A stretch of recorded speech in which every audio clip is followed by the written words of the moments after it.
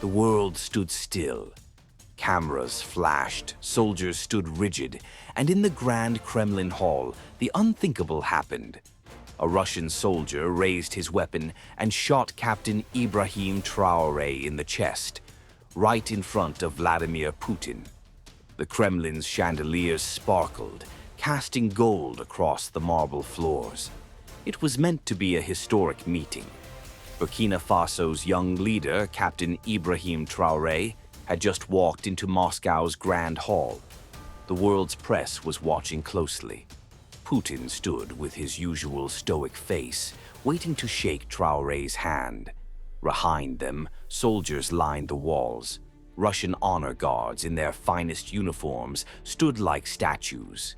Burkinabe representatives were tense but proud.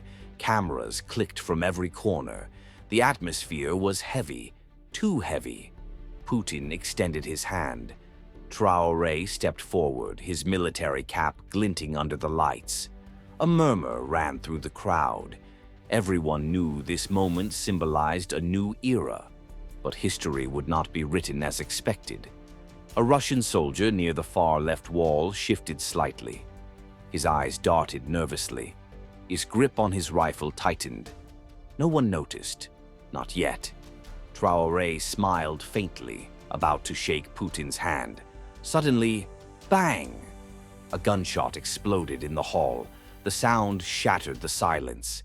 Gasps echoed from the journalists. Traoré's body jerked backward. The bullet had struck him in the chest. Blood spread across his uniform. His eyes widened in shock. Putin froze, his expression unreadable. Guards rushed forward in chaos. "Sniper!" someone screamed. But it wasn't a sniper. The shot had come from within the hall. The soldier who fired still clutched his smoking rifle. His face was pale but determined. Burkinabe delegates shouted in anger. Russian guards tackled the shooter. Cameras continued flashing, capturing every second. Traoré staggered, trying to stay on his feet. He pressed his hand to his chest, blood pouring through his fingers. Putin raised his hand, signaling order. But the hall was chaos. Traoré's men rushed to his side. "Hold on, Captain. Stay with us," they cried. His lips trembled, but he forced himself to speak. "Do not be afraid," he whispered. The soldier who fired was dragged across the hall. He shouted words no one understood. His eyes were wild with fanatic rage. Journalists screamed questions, their microphones trembling. Putin's bodyguards formed a protective wall. Traoré fell to his knees. Blood dripped onto the polished marble floor. His cap slid off, rolling across the hall. A Burkinabe soldier picked it up, tears in his eyes. Medical staff rushed in. They tore open his uniform. The wound was deep. His heartbeat was slowing. Cameras captured every moment. It was live worldwide. Putin finally stepped forward. His face remained stern, but his eyes narrowed. He looked down at Traoré, then at the soldier who shot him. "Who gave you this order?" Putin demanded. The soldier spat on the floor. "He is a traitor to the world," the soldier shouted. Gasps filled the air.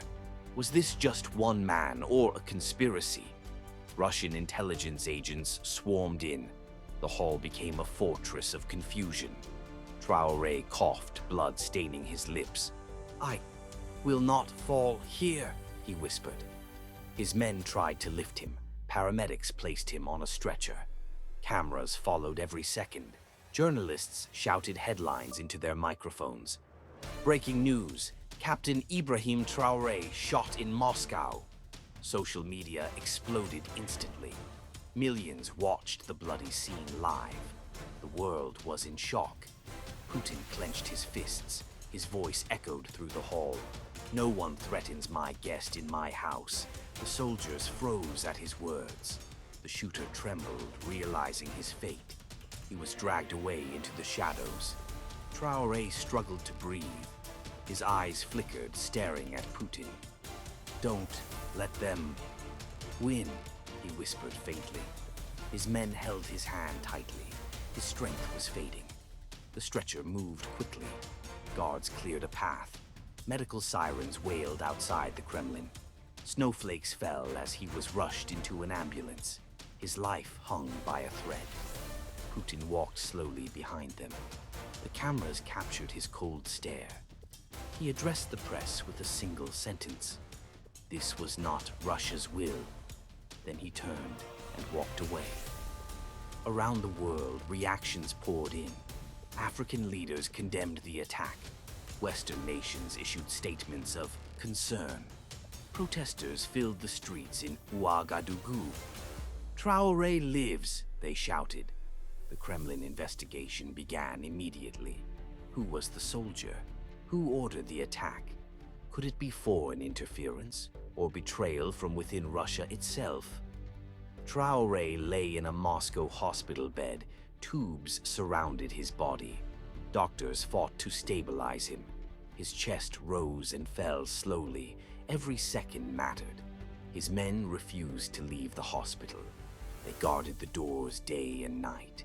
Reporters camped outside in the snow. The world wanted answers. But Moscow stayed silent. The captured soldier was interrogated. He refused to reveal his true motive. He laughed instead, a chilling sound. "He was never meant to walk out alive," he said. The interrogators exchanged nervous glances. Putin convened a secret council. Generals and intelligence chiefs filled the room. The Kremlin's atmosphere was darker than ever. "Someone is trying to destroy us from within," Putin declared. Silence followed. Meanwhile, Traoré's condition worsened. His heart stopped for a moment. Doctors shocked him back. His men prayed endlessly. Burkina Faso waited breathlessly. Rumors spread worldwide. "Traoré is dead," some claimed. "Traoré is alive," others countered. Hashtags trended across every platform. The truth was uncertain. Then, breaking news. The hospital released a statement. "Captain Ibrahim Traoré is alive but critical." Cheers erupted in Ouagadougou streets. People danced despite their tears. In Moscow, the investigation deepened. The shooter's phone was decrypted. Messages revealed foreign connections. Dark money had funded the plot. And more soldiers were on the list. Putin ordered mass arrests. Suspected traitors vanished overnight. The Kremlin walls shook with secrecy. Traoré's survival was now political fire.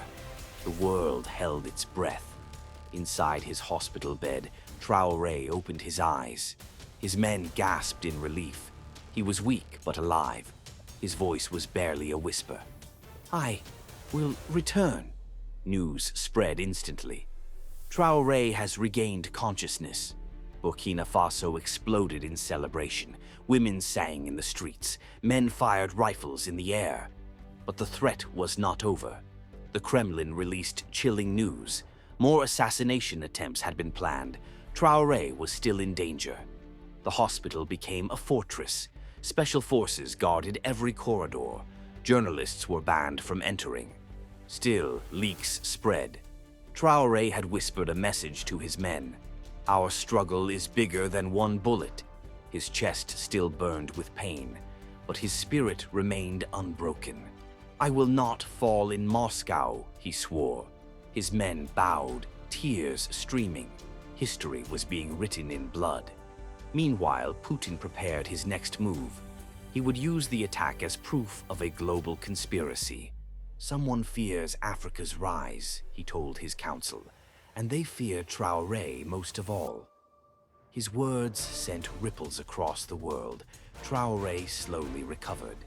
His wounds healed, but scars remained. The memory of that gunshot haunted him, yet his determination grew stronger. He was no longer just a captain. He was a symbol, a man who survived an assassination in front of Putin, a man who refused to die, a man whose story spread across continents. The bullet had failed. The Kremlin attack was not the end. It was the beginning of something greater. Traoré's name was now etched in fire, and the world would never forget that day. The day a Russian soldier shot Ibrahim Traoré in the chest in front of Putin, yet failed to silence him.